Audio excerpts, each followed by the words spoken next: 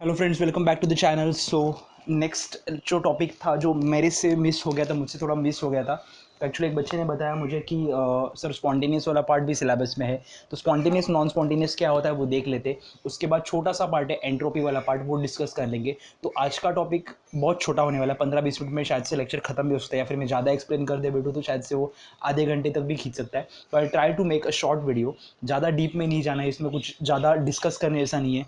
Actually क्या हुआ कि फिजिक्स के थर्मोडाइनमिक्स में से भी सेकंड लॉ निकाला गया है। Second law is the base of entropy.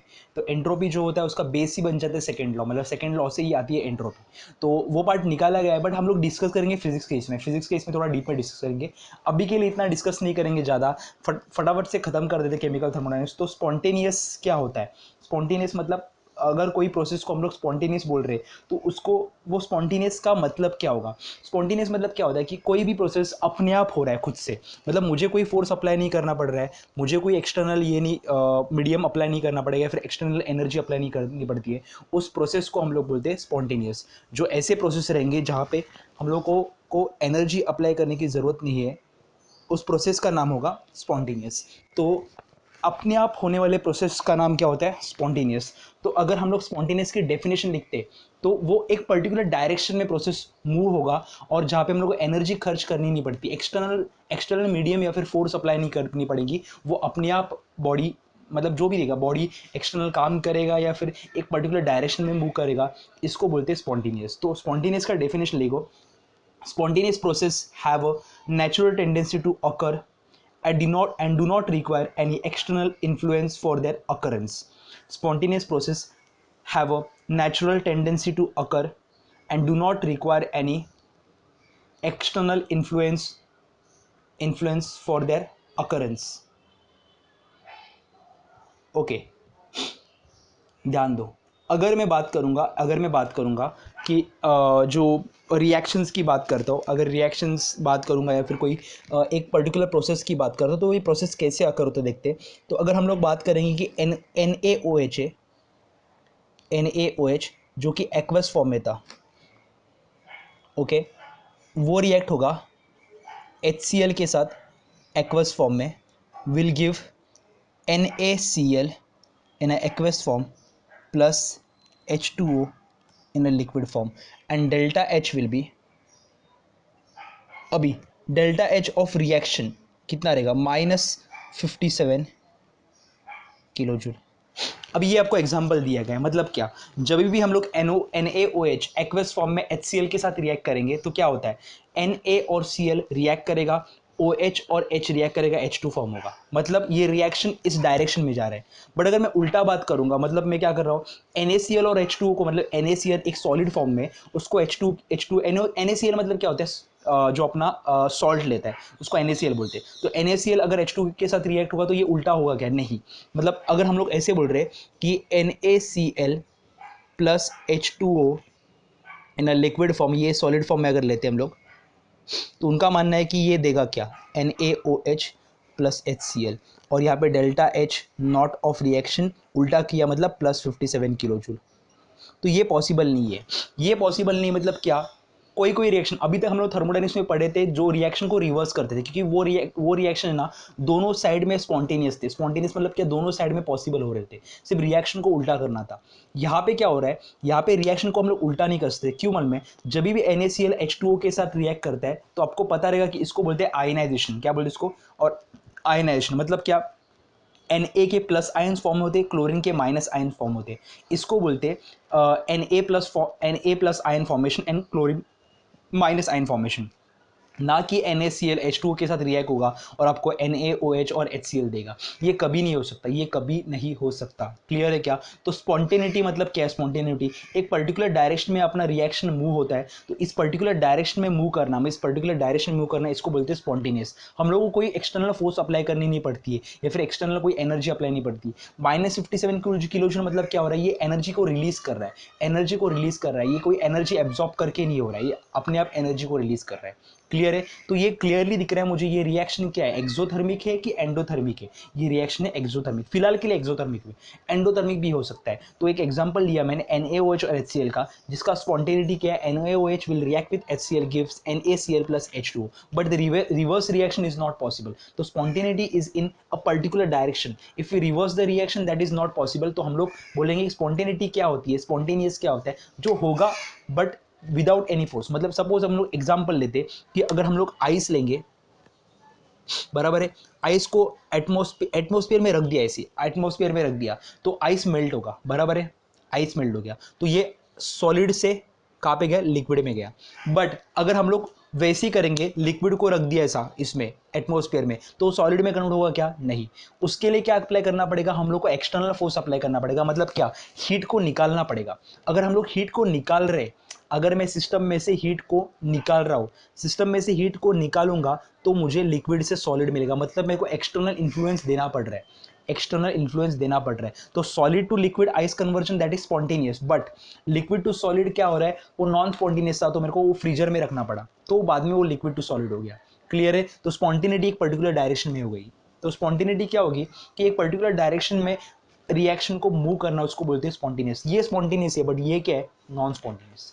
Clear है क्या? तो ये हो गया, मैंने बात किया वाटर की, बात की मतलब जो आइस मेल्ट हो रहा है। तीसरा क्या होगा? सपोज मैं बोल रहा हूँ कि यहाँ पे एक हायर लेवल है और यहाँ पे लोअर लेवल है। पानी हायर लेवल से लोअर लेवल पे फ्लो होता है, बट कभी देखा क्या लोअर लेवल से हाई लेवल पे फ्लो होते हुए? हाँ देखा है, बट हम लोग उसकी जगह पे क्या यूज़ करते हैं? मोटर यूज़ करते हैं। तो मोटर से हम लोग क्या करेंगे? पानी को लोअर लेवल से हायर लेवल पे हो, ये एक्सटर्नल एक्सटर्नल हम लोग फोर्स अप्लाई कर रहे हैं क्या? हाँ एक्सटर्नल फोर्स अप्लाई कर रहे हैं, एक्सटर्नल कुछ इन्फ्लुएंस हो रहा है। तो एक्सटर्नल इन्फ्लुएंस होने की वजह से क्या होगा कि हम लोग उसके जो स्पॉन्टेनियस क्या था, हायर लेवल से लोअर लेवल पे मूव होना, बट हम लोगों ने क्या कर दिया? उसको लोअर लेवल से हाई लेवल पे मूव कर दिया, जिससे क्या हो गया? हम लोग एक एक्सटर्नल इन्फ्लुएंस दे रहे। तो ये हो गया क्या? नॉन स्पॉन्टेनिटी हुआ। स्पॉन्टेनियस हायर से लोअर, लोअर से हायर नॉन स्पॉन्टेनियस हो गया, जहाँ पे हम लोग क्या कर रहे हैं? एक्सटर्नल इन्फ्लुएंस दे रहे।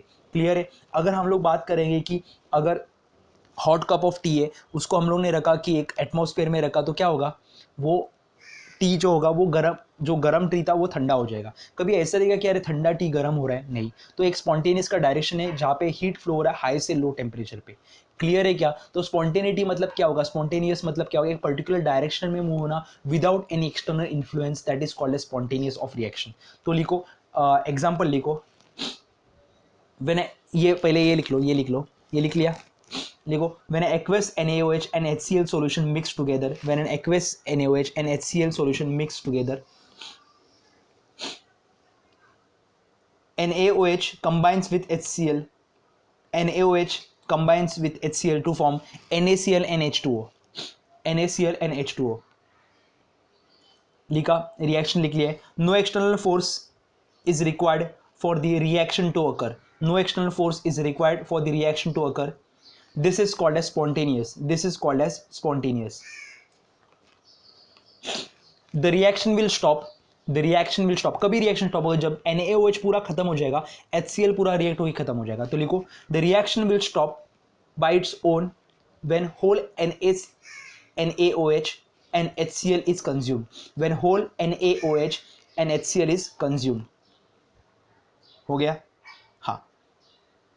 But if we react solid NaCl with H2O, solid NaCl with H2O, that is NaCl is dissolved in water, it does not react with water to produce NaOH and HCl, it does not react with water to produce NaOH and HCl, hence the reverse reaction is not possible।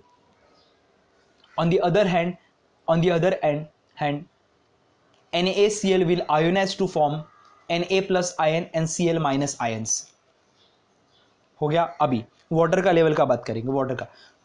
तो क्या होता है? Water flows from higher level to lower level, It does not require any external force. It does not require any external force. It is spontaneous process. The flow ceases when two levels become equal. कब तक ये flow होगा? जब तक दोनों का level क्या होगा? Same. Flow ceases when two level becomes equal and when the equilibrium is achieved. And when the equilibrium is achieved.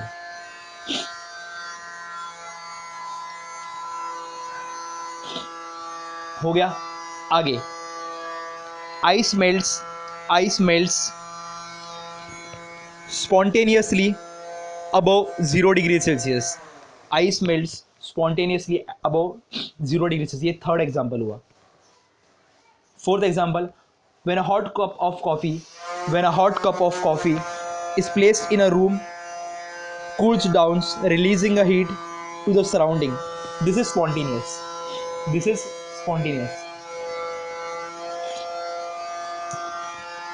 एक सेकेंड ना, आवाज आ रहा है.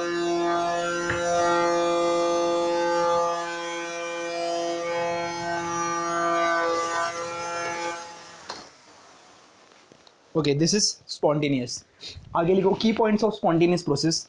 की पॉइंट्स कौन से रहेंगे? ये खुद से होने वाला प्रोसेस है, एक यूनिट डायरेक्शन में प्रोसेस हो रहा है, एक्सटर्नल एजेंसी अप्लाई नहीं करनी पड़ रही है, तो इसको बोलते हैं स्पॉन्टेनियस प्रोसेस. तो लिखो की पॉइंट्स ऑफ स्पॉन्टेनियस प्रोसेस. ये बहुत इंपॉर्टेंट एग्जाम में आ सकता है ये वाला पार्ट. की points of spontaneous process. It occurs on its own and does not require any external agency to occur. It occurs on its own and does not require any external agency to occur. Second, it proceeds in one direction and cannot take place in opposite direction. It proceeds in one direction and cannot take place in opposite direction unless an external agency is present. Unless an external agency is present. Third, the spontaneous process can be rapid. The spontaneous process can be rapid or slow, or we can say spontaneity does not depend upon rate of reaction. मतलब rate fast है कि slow है उसके ऊपर depend नहीं रहता. Spontaneity तो रहेगा ही, अपने आप होने वाला ही है. आगे, the process continues till equilibrium is reached. The process continues till equilibrium is reached. The spontaneous process tend to occur in a direction that leads to equilibrium. मतलब equilibrium होने तक NaOH और HCl कंज्यूम होने तक ये reaction होगा. Ice melt होने तक ये रिएक्शन होगा. हाई लेवल से लो लेवल तक जाने तक और लेवल सेम होने तक ये फ्लो होगा. तो ये स्पॉन्टेनिटी कब तक होगा? जब तक कि इक्विलिब्रियम रीच नहीं करते. क्लियर है क्या? आगे. अरे यार ये आवाज़ बहुत कर रहा है यार, शिट. अब आपको आवाज़ नहीं आ रहा है. मेरे को वीडियो रिकॉर्डिंग के बाद ही पता चलेगा कि ये बाहर का डिस्टर्बेंस आ रहा है कि नहीं. मेरे नेबरहुड में कुछ काम चल रहा है. ठीक है, अपन ख़त्म कर दे यार. आगे नेक्स्ट हेडिंग डालो, energy and spontaneity. Energy and spontaneity. अभी मेरे ऊपर हंसने का ज़रूरत नहीं है. मुझे कुछ ये नहीं मिला, कपड़ा मिला नहीं मेरे को साफ़ करने के लिए बोर्ड, तो मैंने मेरे मॉम का हैंडकरचीफ ले लिया है without her permission. So this is a pink handkerchief of my mom और मैं ये रफ कर रहा हूँ विदाउट टेकिंग हर परमिशन. अभी मेरे पास कोई कपड़ा मिल रहा ही नहीं है कुछ जो जिससे बोर्ड साफ़ करूँ, और जो डस्टर जो होता है वो और ख़राब हो गया है जिससे साफ़ करना और डिफ़िकल्ट हो जाता है. तो sorry mom if you watching this. ख़राब हो गया, धो के रख दूंगा यार, पता भी नहीं चल जाएगा. तो हंसना नहीं है, नीचे कमेंट सेक्शन में कुछ बोलो मत. आगे लिखते energy and spontaneity. Energy and spontaneity लिखो, the spontaneous reaction takes place in a direction in which energy of the system is lowered. मतलब सिस्टम का एनर्जी कम होगा. It is accompanied by release of energy. It is accompanied by release of energy. The reaction between NaOH and HCl is an exothermic reaction, that is delta H is minus 57 kilojoule and is spontaneous. हो गया. अभी देखो हम लोग ने इधर क्या बोला, ये एक्सोथर्मिक रिएक्शन था जहाँ पे एनर्जी रिलीज की गई थी. बट अगर मैं मेल्टिंग ऑफ आइस बोला तो वो भी स्पॉन्टेनियस है, बट वहाँ पे एनर्जी कंज्यूम हो रही है, हीट एनर्जी कंज्यूम हो रही है. तो लिखो तो लिखो on the other hand ice melts spontaneously above 0 degree celsius by absorbing heat. Ice melts spontaneously above 0 degree celsius by absorbing heat from the surrounding. It is an endothermic reaction, it is an endothermic reaction. तो ये भी spontaneous है but यहाँ पे energy absorb हो रही है. मैं एक चीज़ बता रहा हूँ, ये आवाज़ की वजह से अगर डिस्टर्बेंस होता रहेगा तो अपन ये वाला पार्ट है ना, अगर लेक्चर में बराबर से सुनाई नहीं देता रहेगा तो सुनो, मैं लेक्चर तो ले रहा हूँ अभी, बट अगर कुछ डिस्टर्बेंस ज़्यादा हो रहा रहेगा तो मैं कवर कर लूँगा फिजिक्स के साथ, फिजिक्स वाले पार्ट के साथ. मैं फिजिक्स का जो थर्मोडायनेमिक्स रहेगा उसमें कवर कर लूँगा. अगर ये डिस्टर्बेंस ज़्यादा हो रही, ये काम बंद तो नहीं हो रहा है, मैं जाके चिल्ला तो नहीं सकता बीच में लेक्चर के. तो ये हो गया पहला point. Second point, likewise when NaCl dissolves spontaneously in water, absorption of heat from the surrounding takes place and Na plus NCl minus ions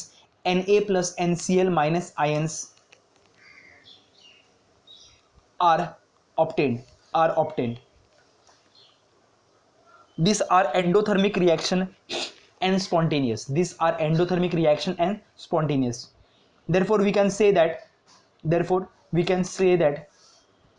clearly exothermicity is not sufficient criteria for deciding spontaneity.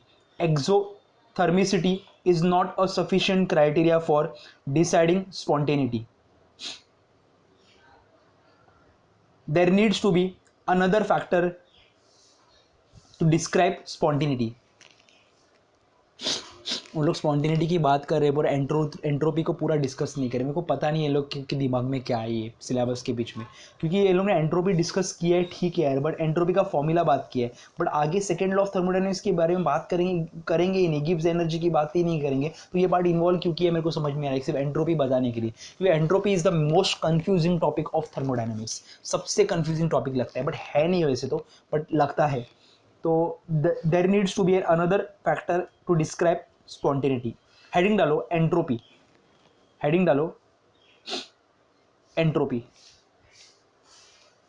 Okay, अगर हम लोग बात करेंगे entropy की तो ध्यान दो, entropy मतलब होती है रैंडमनेस. एंट्रोपी होती है मतलब रैंडमनेस या फिर डिसऑर्डर, ऑर्डर में नहीं होना या फिर रैंडमली मूव होना, इसको बोलते हैं एंट्रोपी. और एंट्रोपी का काम क्या होता है? एंट्रोपी देखो, अगर कोई चीज़ रैंडमली नहीं होती है, मतलब एकदम रैंडमनेस है, मतलब कोई बराबर से जो अपना जो पैरामीटर्स है उसके हिसाब से कोई चीज़ नहीं चल रही है, पैरामीटर्स के अलावा कुछ चीज़ें हो रही है, और मैं बोल रहा हूँ कि वो डिस्टॉर्टेड फॉर्म में, एकदम डिस्टॉर्टेड फॉर्म में, अगर ऐसे कुछ होता है तो इससे क्या होता है कि रिएक्शन होता है स्पॉन्टेनियस, बट एंट्रोपी होने के वजह से, एंट्रोपी मतलब क्या? रैंडमनेस और डिसऑर्डरनेस या फिर रैंडमनेस होने की वजह से ये प्रोसेस क्या होता है, प्रोसेस में थोड़ा बहुत तकलीफ ही आ सकती है और उसकी एफिशिएंसी कम हो सकती है. रैंडमनेस और डिसऑर्डरनेस की वजह से उसकी एफिशिएंसी कम होती है, और एफिशिएंसी वाले पार्ट हम लोग केमिस्ट्री में डिस्कस नहीं करते, फिजिक्स में डिस्कस करते. तो फिजिक्स में मैं एंट्रोपी वापस एक बार डिस्कस करूंगा और वहाँ पे मैं एफिशिएंसी की बात करूंगा. अभी फिलहाल के लिए आपको केमिस्ट्री में सिर्फ बात की उन्होंने एंट्रोपी क्या होती है और एंट्रोपी का फॉर्मूला, इतना ही बात किया. तो इसके अलावा कुछ बात नहीं किया. तो देखते हैं एंट्रोपी क्या है. ध्यान दो, अगर हम लोग बात करेंगे कि सॉलिड की बात करेंगे, सॉलिड तो आइस रहेगा.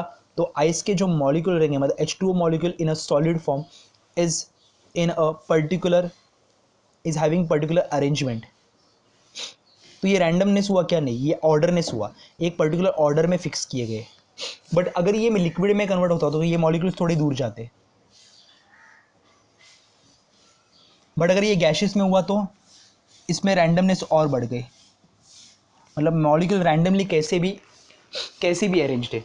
तो अगर मैं बात कर रहा हूँ सॉलिड की, आइस की बात कर रहा हूँ, तो यहाँ पे परफेक्ट ऑर्डरनेस फॉलो हो रही है, या फिर यहाँ पे रैंडमनेस बहुत कम है.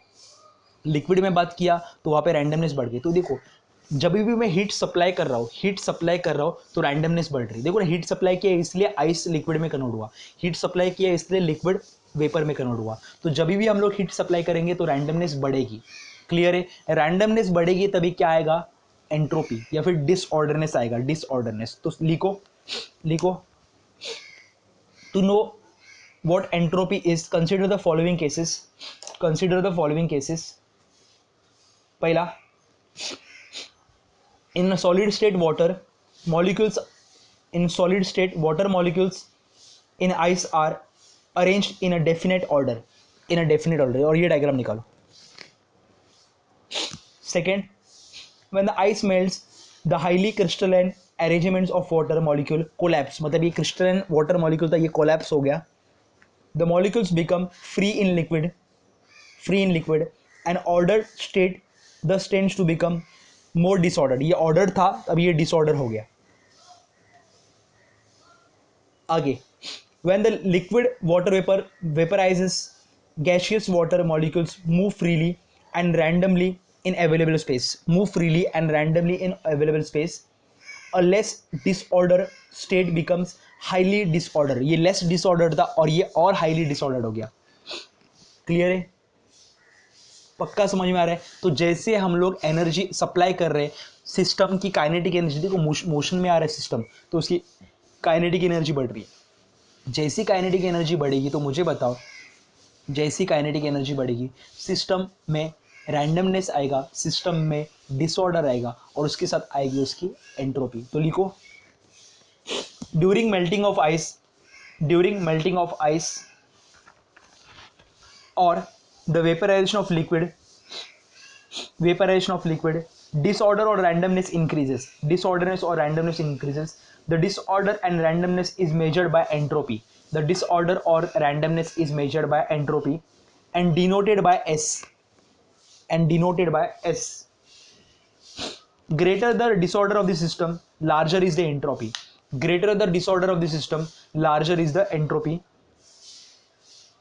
The melting of ice and vaporization of liquid water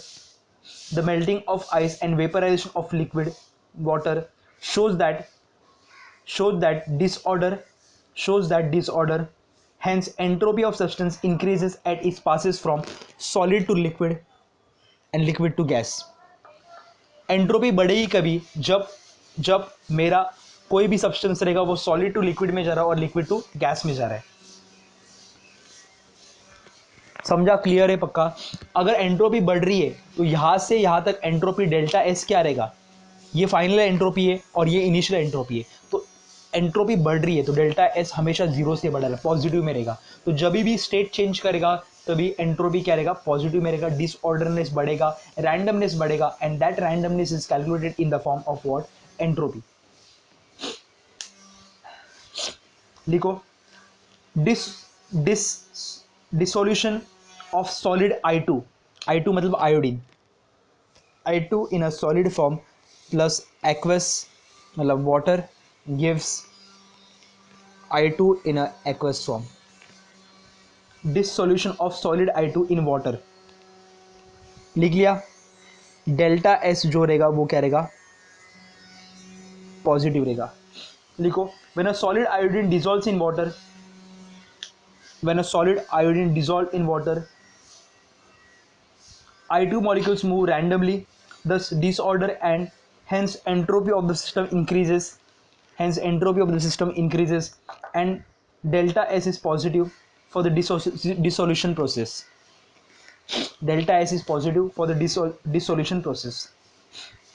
आगे डिसोल्यूशन हो गया. अभी dissociation of H2 molecule. H2 जो गैस में रहता वो हो गया 2H गैस में, मतलब 2 हाइड्रोजन एटम बन रहे. H2 मॉलिक्यूल था, अभी 2 हाइड्रोजन आए. 2 हाइड्रोजन मतलब दोनों मॉलिक्यूल फ्री हो गए तो रैंडमनेस और बढ़ गई. H2 जब तक दोनों साथ में थे तो रैंडमनेस कम थी, जब दोनों अलग हो गए तो रैंडमनेस क्या होगी? और बढ़ गई, दोनों अलग मूव हो जाएंगे. तो लिखो, 1 mole of hydrogen gas is converted into 2 hydrogen atom. Larger disorder is associated with separated hydrogen atom than with H2 molecule. Larger disorder is associated with separated hydrogen atom than with H2 molecule. Thus disorder and hence entropy increases. Therefore delta S is positive. सबको clear है वाला part? अभी मुझे बताओ कि मैं जब भी हीट सप्लाई करता हूं तो भी एंट्रोपी क्या होती है? बढ़ती है. हीट सप्लाई करूंगा तो क्या होगा? हीट सप्लाई करूंगा तो टेम्परेचर बढ़ेगा. बट ऑब्वियसली अभी ध्यान दो, अगर मैं बात करूंगा अगर मैं बात करूँगा लोअर टेम्परेचर की बात करता हूँ, लोअर टेम्परेचर की, मैं ये फॉर्मूला डिराइव करके बताता हूँ। वापिस ये पोछा आ गया, ये पोछा अच्छा साफ़ कर रहे हैं यार, यही यूज़ करना पड़ेगा मेरे को, बहुत क्लीन हो रहा है। मम्मी को बताऊँगा ही नहीं। अपने क्लास में पारसेकर का हैंकरचिप सेम ऐसे ही था, पारसेकर का सेम। ओके, वो ऐसे ही पड़ा रहेगा, वो उसको ये कर देंगे अपन, क्या बोलते उसको, म्यूजियम में डाल देंगे। एंट्रोपी इज ओके, ध्यान दो। क्या करेंगे, जब भी हीट सप्लाई कर रहे, सप्लाई कर रहे, तभी डेल्टा एस एंट्रोपी जो भी होता है वो क्या होता है, बढ़ता है। क्योंकि हीट सप्लाई करेंगे काइनेटिक एनर्जी बढ़ेगा, हीट सप्लाई करेंगे स्टेट चेंज होगा, स्टेट चेंज होगा तो रैंडमनेस आएगा, रैंडमनेस आएगा तो डिसऑर्डर आएगा, और डिसऑर्डर आएगा तो एंट्रोपी आएगा।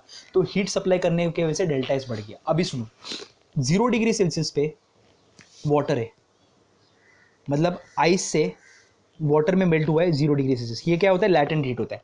अभी इसमें अगर मैं हीट सप्लाई करूंगा तो रैंडमनेस ज़्यादा होगी, मतलब मैं बॉईल कर रहा हूँ, रैंडमनेस ज़्यादा होगी। बट अगर यही मैं कर रहा हूँ, 80 डिग्री सेल्सियस पे वाटर है और अभी मैं हीट सप्लाई कर रहा हूँ, देखो यहाँ पे हीट सप्लाई करना, रैंडमनेस पहले कुछ भी नहीं थी, अभी हीट सप्लाई करने की वजह से रैंडमनेस और बढ़ गई। जब मैं यहाँ पे पहुंचा ना, तभी क्या हो गया, पहले से वाटर रैंडमनेस में था, थोड़ा मैं हीट और सप्लाई करूंगा तो ज़्यादा कुछ मेरा फर्क नहीं गिरने वाला है, क्योंकि पहले से रैंडमनेस है। तो randomness depends upon what, temperature also, on what temperature you are supplying heat. अगर लो टेम्परेचर पर हीट सप्लाई करूंगा तो रैंडमनेस और ज़्यादा रहेगी, बट अगर हायर टेम्परेचर पर हीट सप्लाई करूंगा तो रैंडमनेस बहुत कम बढ़ेगी। तो मेरा जो डेल्टा एस रहेगा, ये इधर डायरेक्टली प्रोपोर्शनल तो यहाँ पे क्या रहेगा, delta S is inversely proportional to what, temperature. Clear है। अगर दोनों को कंपेयर करूंगा तो delta S equals to Q upon T, but ये क्यू जो रहेगा वो रिवर्सिबल करेगा, और ये रिवर्सिबल का क्यू रहेगा क्योंकि मेरे को बताओ, स्पॉन्टेनिटी जो होती है वो एक्चुअली इरिवर्सिबल होती है, बट हम लोग आइडियल कंडीशन में बात करेंगे तो वो रिवर्सिबल की बात करेंगे। ये वाला जो पार्ट रहेगा ना, ये फिजिक्स में डिस्कस होगा बराबर से, एकदम अच्छे से। सिलेबस में नहीं है बट मैं डिस्कस करूंगा, फिजिक्स में ही डिस्कस करूंगा। अभी ये सिस्टम के बारे, मतलब आप रिएक्शन के टर्म्स में बात करोगे तो आपको रिएक्शन के टर्म्स में बराबर से समझेगा नहीं, तो ये फिजिक्स में ये पार्ट डिस्कस होगा। Delta is equal to Q reversible upon T, ये कैसे आया फॉर्मूला, ये फिजिक्स में अच्छे से डिस्कस कर लूंगा। यहाँ पे अपने को जरूरत नहीं, क्योंकि आगे का गिब्स एनर्जी इक्वेशन पूछा ही नहीं है, तो वो डिस्कस करने का मतलब भी नहीं बनता। तो क्लियर है क्या। तो delta s depend upon q supplied, if the q supplied is greater the randomness will be greater, the entropy will be greater। ये हो गया। बाद में टेम्परेचर अगर ज़्यादा रहेगा और मैं हीट सप्लाई करूंगा तो रैंडमनेस कम रहेगी, बट अगर टेम्परेचर कम रहेगा और मैं हीट सप्लाई करूँ तो रैंडमनेस क्या हो जाएगी, बढ़ेगी। तो delta S depends upon what, inversely depends upon temperature. Clear है। तो लिखो, entropy is a measure of molecular disorder or randomness. An entropy change of the system is equal to amount of heat transferred reversibly, amount of heat transferred reversibly divided by temperature in Kelvin, divided by temperature in Kelvin। ये formula लिख दो, delta X equal to Q reversible upon temperature, Q reversible upon temperature. आगे लिखो, अभी ये दो point जो लिखा था अपन उसको स्पेसिफाई करेंगे। एंट्रोपी और its change delta S is a state function, state function है वो, पाथ फंक्शन है, state function. It depends upon what, initial state and final state. लिखो, it is a state function and depends upon initial and final state of the system and does not depend upon path followed by the system। Okay, अभी लिखते हैं ये दो point, ये वाला और ये point. when heat is added to the system the molecular motion increases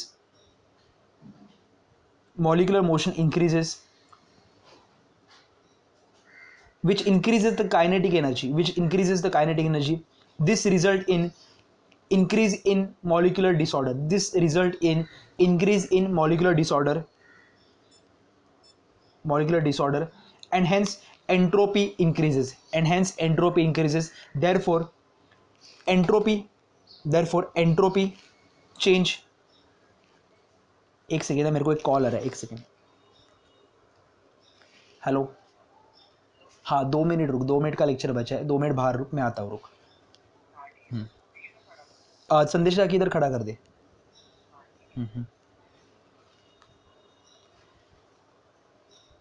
okay, एक सेकेंड, मेरे को कॉल आया था एक। हाँ कहाँ पे था मैं।